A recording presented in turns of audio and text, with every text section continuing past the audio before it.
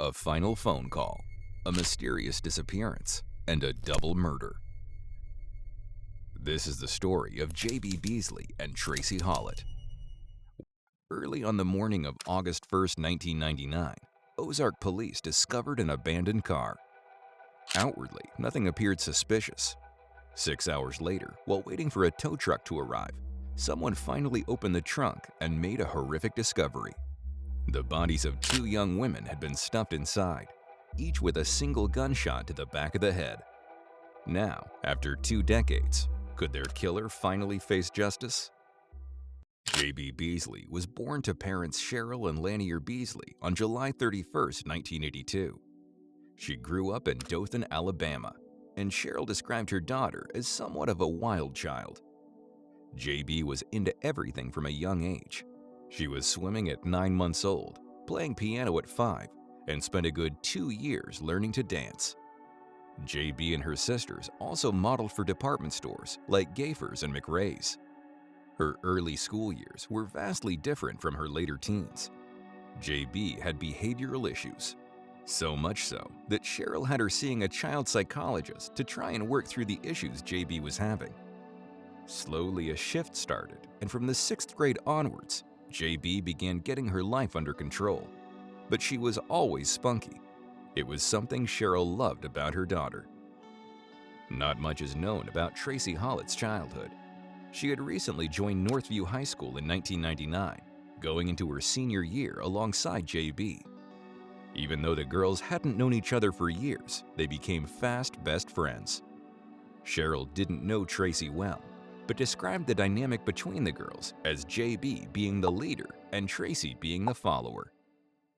On the evening of July 31, 1999, J.B. and Tracie got into J.B.'s 1993 black Mazda 929, setting off to Headland. It was J.B.'s 17th birthday, and the girls had plans to attend a party at their friend Jana's place. Headland is just 10 miles from Dothan, so the drive shouldn't have taken J.B. long. They left Tracie's home at around 10 p.m. 30 minutes later, J.B. and Tracie were spotted in the Mazda in Headland. After trying to find Jana's home, the girls realized they were lost and stopped at a local gas station to call and find clearer directions. It was starting to get late, and with Tracie's 11:30 p.m. curfew, they were running out of time to spend at the party. Another hour went by that J.B. and Tracie were still not at Jana's party. Instead, they were now in Ozark, which was 20 miles away from home.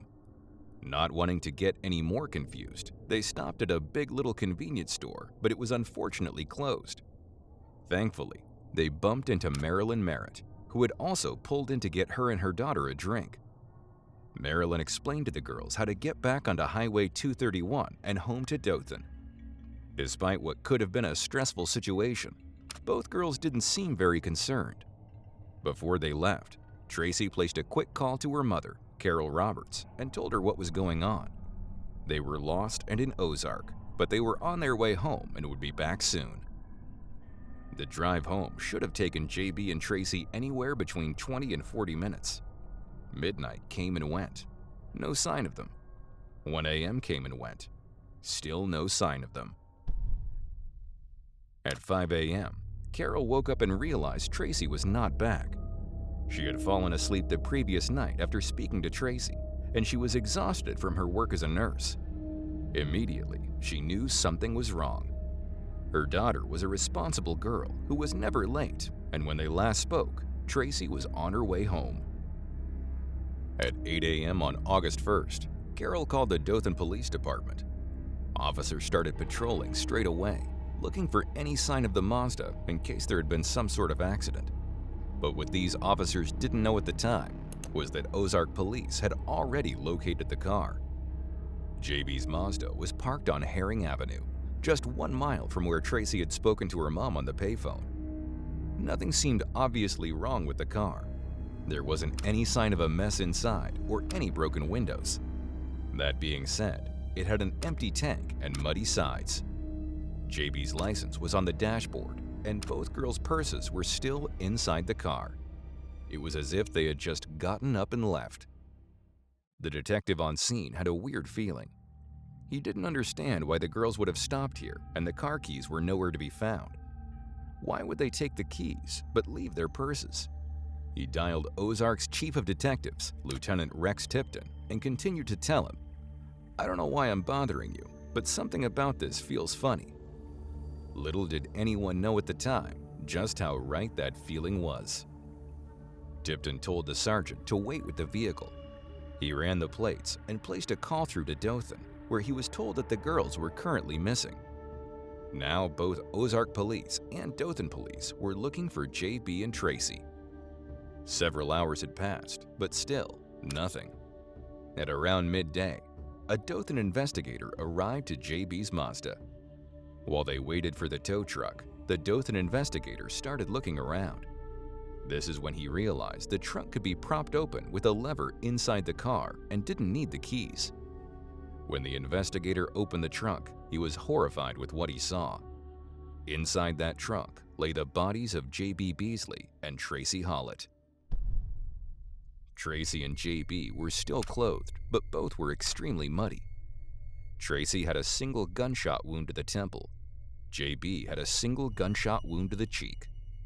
Both girls had been shot execution style before being loaded into their own car. It was found that the killer left a clear palm print on the trunk's lid. Autopsies confirmed that neither girls had any drugs or alcohol in their systems. Police now had to answer the most pressing questions on everyone's minds. Who had done this and why? While information surrounding the possibility of sexual assault, the topic was kept fairly quiet by investigators. It was later confirmed that semen was found on JB's underwear and skin. One of the first things that police ruled out was a robbery gone wrong. The girls' purses with their money and credit cards were all left behind, along with the jewelry on their bodies. A few weeks after the murder, police would have their first real suspect. 28-year-old Johnny Barentine had left his home at roughly 11:30 p.m., right around the time Tracie called her mom from the payphone.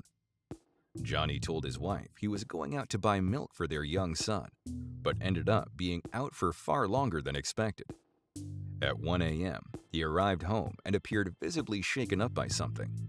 When Johnny's wife asked him what on earth had happened, he told her that his car had been hit by a black truck with Dothan tags while driving along Herring Avenue.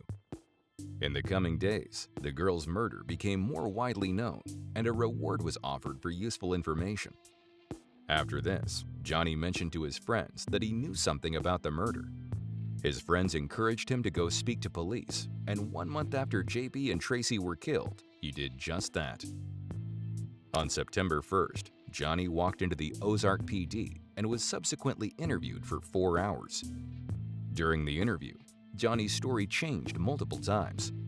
It went from seeing a black truck speeding away from Herring Avenue to a wildly different story. Johnny told the investigators that he picked up a heavily tattooed man who was hitchhiking and drove him to the Big Little store. He then saw the man get into the vehicle with 2 girls.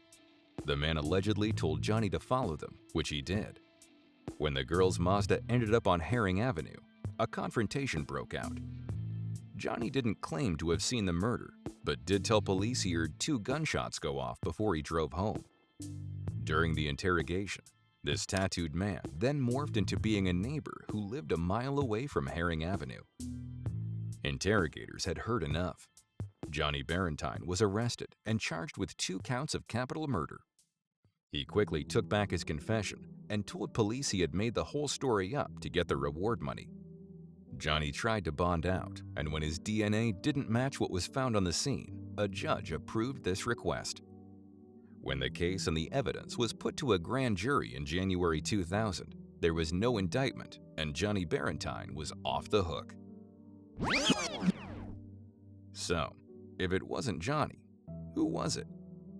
Police looked into 2 other men, one from Michigan who had an unclear alibi for around the time the girls had been murdered and was near the crime scene, and another Mississippi man who was visiting relatives and left swiftly after August 1st.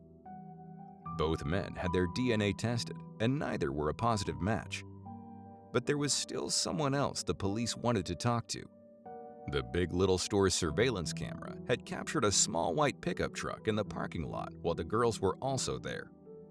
Police made this information and image publicly available in the hope someone would come forward with information. The truck driver was never identified. Early on in the investigation, police told the public that they did not believe the girls were shot in the vehicle. Therefore, they wanted to try and find the actual site of the murder in the place that the girls likely got so dirty.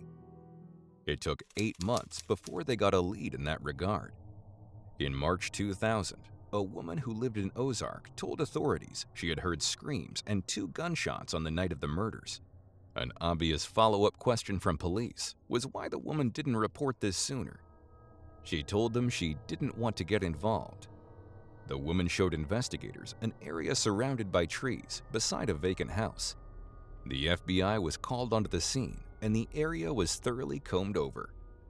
A 9mm shell casing was found, a bullet that matched the bullet found in JB's trunk. It seemed this may have been the very spot that the girls were murdered. Despite this breakthrough, the case went quiet. There were no new suspects, no new leads, and no new found pieces of evidence, and it remained that way for 20 long years.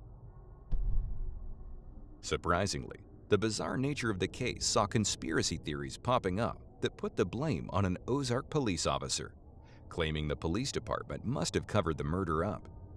These claims were never substantiated. In 2019, the case received some much-needed vigor when the Ozark PD reopened it in the hope of solving the murder using a new approach. DNA phenotyping was becoming more popular and could potentially point detectives toward their prime suspect by identifying relatives of the murderer. The 20-year anniversary of the murder hung over these investigators' heads, and they were desperate to finally bring the responsible man to justice. The original DNA evidence was submitted to Parabon Labs for testing, and this effort turned out to be very much worth it. This testing led to an arrest. Dothan man, 45-year-old Coley Lewis McCraney, was arrested and charged with 5 counts of capital murder and 1 count of first-degree rape. The news of this arrest shocked those who knew McCraney. Back in 1999, McCraney was 25 years old, divorced, and involved in a paternity lawsuit involving one of his children. Despite being ordered to provide a DNA test by the judge, McCraney never complied. McCraney was being accused of the most heinous crime, yet he had no prior criminal history. He remarried in 2001 and went on with his life, working as a trucker. McCraney maintains his innocence and has pleaded not guilty, despite DNA linking him to the crime scene. The trial was initially set for September 2020, but the pandemic massively blocked up the court system. Unfortunately, Dale County Circuit Court Judge William H. Fillmore had to delay the trial yet again in August of 2022, after too few jurors showed up for selection. Out of a necessary 250, only 75 arrived. You would think that 75 people were enough to select a jury from, but due to the publicity of the murder, the number of suitable jurors whittled down very quickly. If you're interested in following the case, McCraney's trial has recently been set to begin on April 17, 2023. We will be posting an update once the verdict is reached. Hopefully, for the sake of those who knew and loved JB and Tracie, justice is right around the corner. The girls deserve it after their lives were so cruelly ripped from them before they had even really lived.